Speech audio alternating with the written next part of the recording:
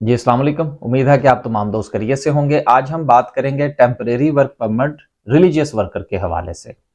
अब जिस तरह से कि ये नाम से ही जाहिर है कि ये टेम्परेरी है, इसमें आप परमानेंट रेजिडेंस जो है वो यूके की हासिल नहीं कर सकते। ये वर्क परमिट जो है ये 2 साल के लिए होता है और 2 साल के बाद आपको अपने मुल्क वापस जाना पड़ता है। अब जहां तक ताल्लुक ये रहा कि रिलीजियस वर्कर जो है वो कौन से हैं जो कि यूके में आ सकते हैं। देखिए, इसमें मजहब की कोई कैद नहीं है। इसमें आप मुसलमान हैं, आप तब भी आ सकते हैं, आप हिंदू हैं, आप तब भी आ सकते हैं, आप सिख हैं, आप तब भी आ सकते हैं, या इसके अलावा आपका किसी भी मज़हब के साथ ताल्लुक है, तो आप यूके में आकर अपने मज़हब की खिदमत कर सकते हैं। बेसिकली ये आप यूँ समझ लीजिए कि ये खिदमतगारों का वीज़ा है, जो कि यूके में आकर अपने मज़हब की खिदमत करना चाहते हैं, और वो ऑर्गेनाइजेशंस जो कि यूके में बाकायदा तौर पर ये काम कर रही हैं रिलीजियस के हवाले से, उसकी प्रमोशन के हवाले से, उसकी खिदमत के हवाले से, तो उनका यूं समझ लीजिए कि आके आपने हाथ बटाना है।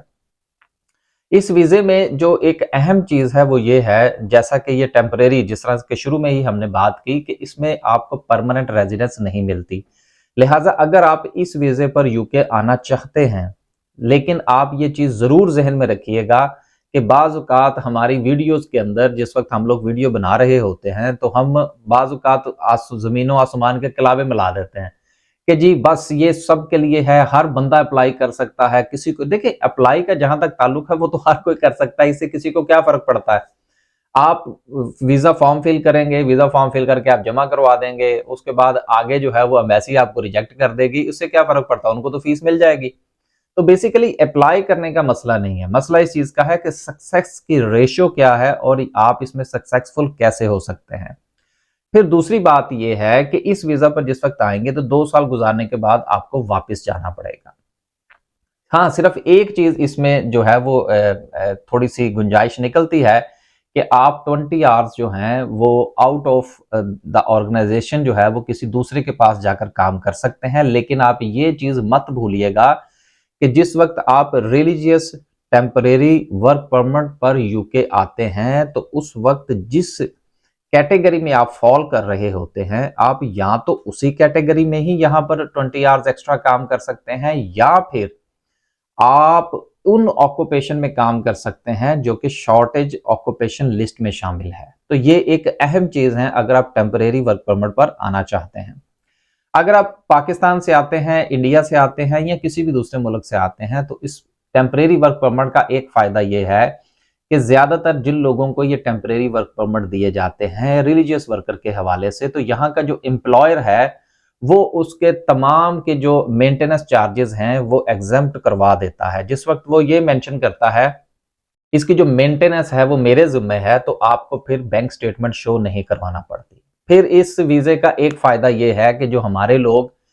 मुख्तलिफ किस्म के जो इंग्लिश लैंग्वेजेस के कोर्सेज होते हैं उससे भागते हैं, तो उनके लिए भी ये एक ऐसी कैटेगरी है कि जिसमें उनको इंग्लिश लैंग्वेज जो है या आइट्स जो है वो नहीं करना पड़ता।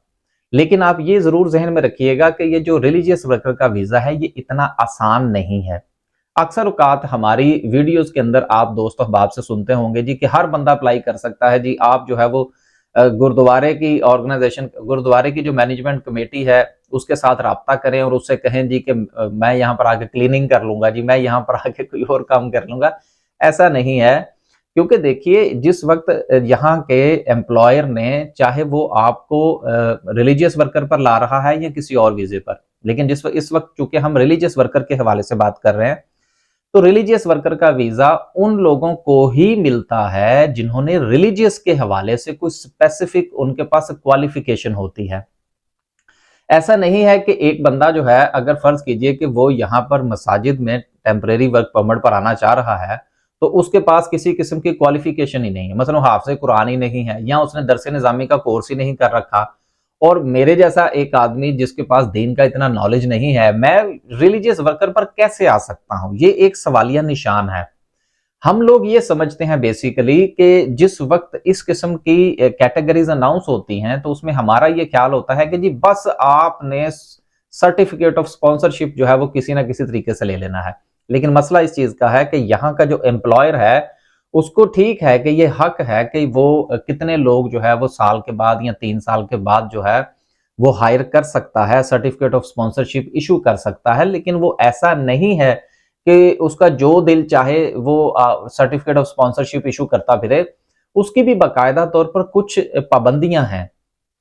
जिनको उसे फॉलो करना पड़ता है। इस वक्त अगर आप रिलीजियस वर्कर के हवाले से बात करेंगे और यहाँ का जो एम्प्लॉयर है, यहाँ की गुरुद्वारे की कमेटी है या यहाँ की मसाजिद की कमेटियां हैं या यहाँ के जो मंदिर हैं उनके हवाले से अगर कमेटियां हैं जो कि रिलीजियस वर्कर्स को पाकिस्तान या इंडिया या किसी और मुल्क से यहाँ पर बुलवाना चाह रही है टेम्परेरी वर्क परमिट पर,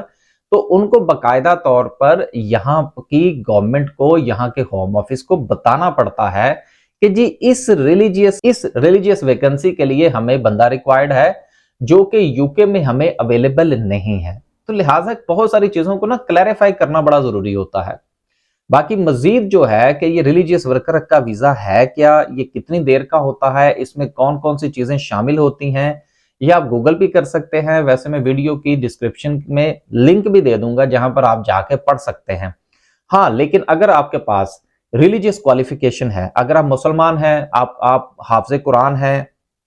आपने दरस निज़ामी का कोर्स कर रखा है या दीगर आपके पास अगर कोई सर्टिफिकेट या मदरसे वगैरह की जो है वो क्वालिफिकेशन मौजूद है, तो यकीनन आप इस कैटेगरी में फॉल करते हैं। इसी तरह से अगर आपका ताल्लुक जो है वो सिखिज्म के साथ है, आप हिंदू हैं और आपके पास उसके हवाले से कुछ स्पेसिफिक क्वालिफिकेशंस हैं जिनको आप ये साबित कर सकते हैं कि जिसकी यहाँ की कम्युनिटी को जरूरत है। तो बेसिकली ये जो रिलीजियस वर्कर का वीजा है ये ऐसा नहीं है कि आप यहाँ पर आए और आप यहाँ पर आपको पैसे कमाने की मशीन जो है वो बन जाएंगे। यहाँ देखिए बेसिकली ये जो यूके की गवर्नमेंट है, यहाँ पर बहुत सारी जो वीजा कैटेगरीज हैं ये अपनी कम्युनिटी को सर्व करने के लिए हैं बहुत सारे मामला। तो रिलीजियस वर्कर का वीजा भी बेसिकली कमाई के चक्कर में नहीं है। लेकिन जाहिर सी बात है कि हम लोग जो इंडिया या पाकिस्तान से आना चाहते हैं, हमारा मकसद तो जो है वो सिर्फ वहां से निकलना होता है और हमारे माइंड में ये होता है यार एक बार किसी तरीके से यहां से निकल जाए, वो एक अलग इशू है। लेकिन यहाँ जो गवर्नमेंट है उसको जो आपने प्रूफ करना है वो खिदमत के हवाले से है। तो ये जो रिलीजियस वर्कर का वीजा है, मैं बार बार इसलिए ये लफ्ज इस्तेमाल कर रहा हूं क्योंकि बहुत ज्यादा मिस कम्युनिकेट किया गया है, मिस इसके हवाले से बहुत सारी डिस इन्फॉर्मेशन दी गई है लोगों को कि जी हर कोई बंदा अप्लाई कर सकता है और इसमें आप जो है वो चाहे सफाई करने के लिए आ जाएं या आप किसी और खिदमत करने के चक्कर में आ जाएं। देखें ऐसा नहीं है, आपको बाकायदा तौर पर यहाँ पर प्रूव करना पड़ता है कि आपकी ये स्पेशलिटी है और यहाँ का एम्प्लॉयर ये कहता है जी कि इस स्पेशलिटी का बंदा हमें चाहिए। तो वो दोनों स्पेशलिटीज जिस वक्त आपस में मैच करती हैं then certificate of sponsorship issue होता है, देन आप रिलीजियस वर्कर का वीजा अप्लाई करते हैं, फिर वो वीजा लगता है और आप 2 साल के लिए यूके में आ जाते हैं। आप अपनी फैमिली को भी साथ ला सकते हैं। उम्मीद है कि आज की इस वीडियो से रिलीजियस वर्कर का जो वीजा है इस हवाले से जो इंफॉर्मेशन है वो आप तक पहुंचाने की जो हमारी कोशिश है वो कामयाब हुई होगी। बाकी अगर इस हवाले से मजीद अगर आपका कोई सवाल हो आप कमेंट कीजिएगा, फिर मैं इंशाल्लाह देखूंगा और उसके ऊपर जो है वो आपको जवाब देने की कोशिश करेंगे। अल्लाह हाफिज।